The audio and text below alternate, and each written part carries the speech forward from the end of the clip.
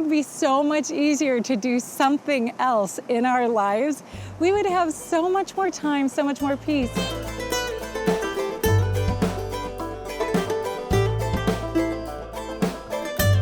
But we would never feel like we were doing what we were called to do.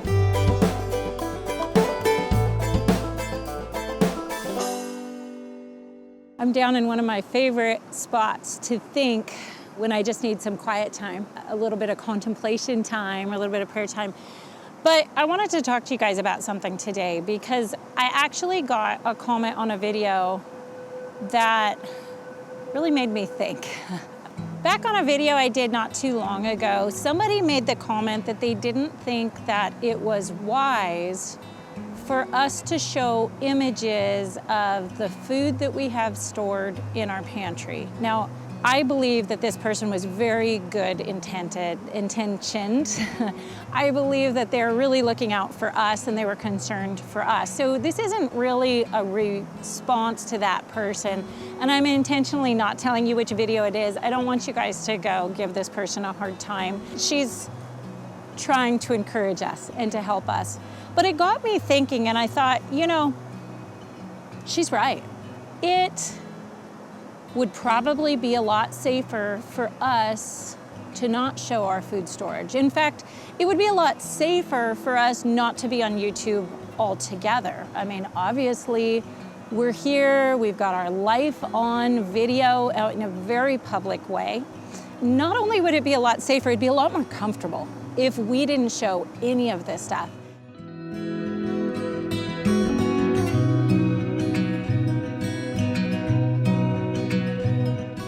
Josh and I are both really private people. We love getting to visit, we love being part of a community, but it is actually a regular struggle for us to show our life on camera over and over again. But I thought, you know, what I know this person doesn't understand is why we do this.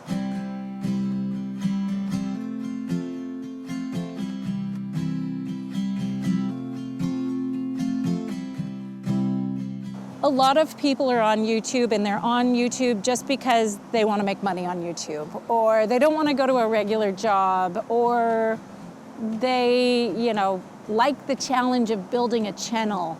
There are all of those different reasonings, but none of those are why we are doing what we're doing. And I thought if the person who made that comment actually understood why we do what we do, she probably wouldn't think that way. Our journey to homesteading started, it probably started in both of our childhoods. Josh had his path, he had different experiences. I had my path, I had a whole different set of experiences. And when we got married, we kind of brought those experiences together, right? Just like an average marriage, two people in their lives get to combine into one. Neither of us came from a specifically farming or agrarian background. While we had different experiences with it, I'd grown up with horses, my mom had chickens, she always gardened a little bit.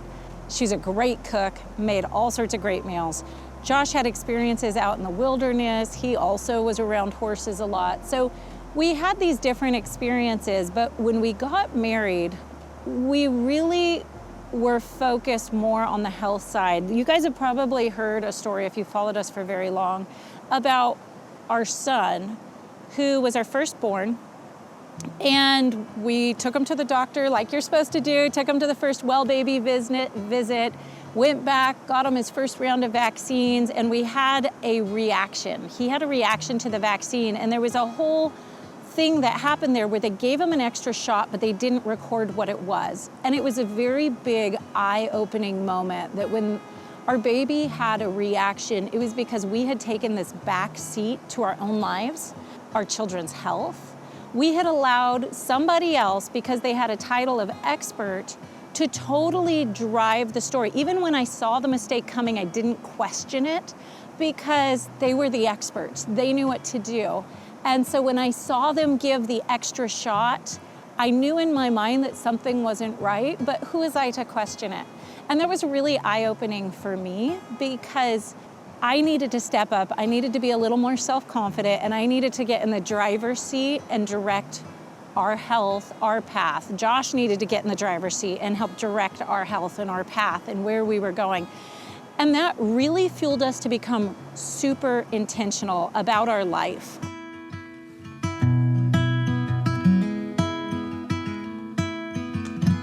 So we started making changes. We were already doing a small garden, but we started growing more vegetables. We started researching and studying nutrition. We started making changes to the way we consumed entertainment. We got rid of the television. We started being really specific about the activities we engaged our time in, and we started making some decisions about how to raise our family and to allow them to work with us. We had a motto that said, we don't put the kid in the stroller, we slow down and we let them walk beside us so that they can learn how to be an adult. Now, that doesn't mean we've never used a stroller before. There are days that we need a stroller. But the whole motto was that we want to bring our children aside of us, alongside of us, to work with us, and to learn alongside of us. Now, the years went on, and we ended up moving onto a larger piece of property where Josh actually built the house for us. It was an amazing home. We were on 5 acres and we had the most amazing garden. But when we moved into that house, God really put it on our hearts that we needed to share what we had been learning with other people. Now, at that point, YouTube wasn't even I don't even know if YouTube was a thing, honestly, at that point. It certainly wasn't a thing in our lives. Gosh, we didn't even have smartphones at that point. This is ancient, right? A long time ago, all of 15 years ago or so. And we just felt like we needed to share. And so we started intentionally opening our home and sharing what we were doing in our gardening, in raising animals, and what we had learned about healthy cooking. We started sharing it with people around us. And God just really developed a vision in us that said, we need to share. We need to be talking about these things. We need to let people know. And as our life continued, and we had baby after baby after baby, we could really see a difference. Our family was not like the average family. We were connected to each other. We had good, open relationships with our children. Our children were mature, responsible young adults. They had a blast doing everything. They were interested in everything, and you could trust them with anything. People started telling us really early that our children were different and our family was different in asking what we were doing. And it really boiled down to being super intentional about what we did. We spent time working together, we spent time playing together, we spent time laughing together. And a lot of it centered around growing our own food and medicine, cooking our own food. And so we just really developed this tight-knit family based around that. It would be really easy, you guys, to not put that out in public. It would be easy to just live our very full, very wonderful, fulfilling life without being on video all the time. But that's not what it's about.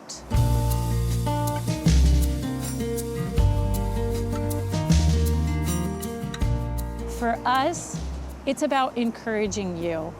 It's about encouraging as many families to experience what we get to experience all the time. A simpler life, a life that makes sense. It's not less work. Don't read simpler in that way. It is not easy. There's a big difference between simple and easy. But it's a very fulfilling life. And it's a life that's very connected with our family. It's a life that has allowed our children to be confident, to be responsible, to feel needed, to feel self-confidence. And that's just so special. It's so important in our day and age. So yeah, you're right. We probably, for safety, shouldn't show our pantry. Who knows when the zombies are gonna show up to take all of our food.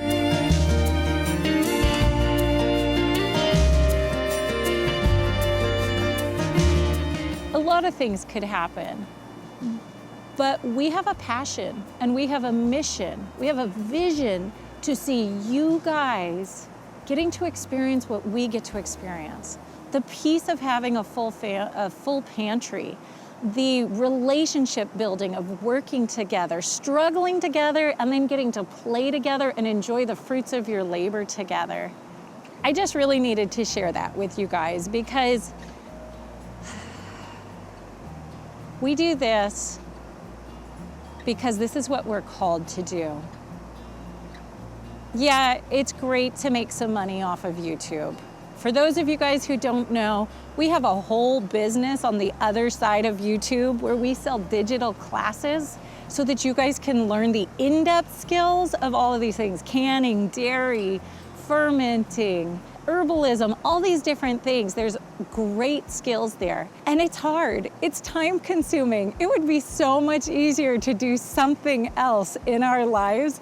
We would have so much more time, so much more peace, but we would never feel like we were doing what we were called to do. We would never feel like we were fulfilling our mission. And that, to us, is of ultimate importance. So hey, if you guys want to hear a more full story about where Josh and I started, how we went from starting in an apartment building in Los Angeles suburbs to 40 acres in the middle of nowhere in North Idaho, check out this video right here. And thank you guys for being wonderful. Thanks for being a great part of Homesteading family. Thanks for joining along with us. And thank you for every single step you take towards being more resilient, more self-sufficient. Not only does it help you and your family, it helps our entire community. So thank you guys for being who you are. We'll see you soon.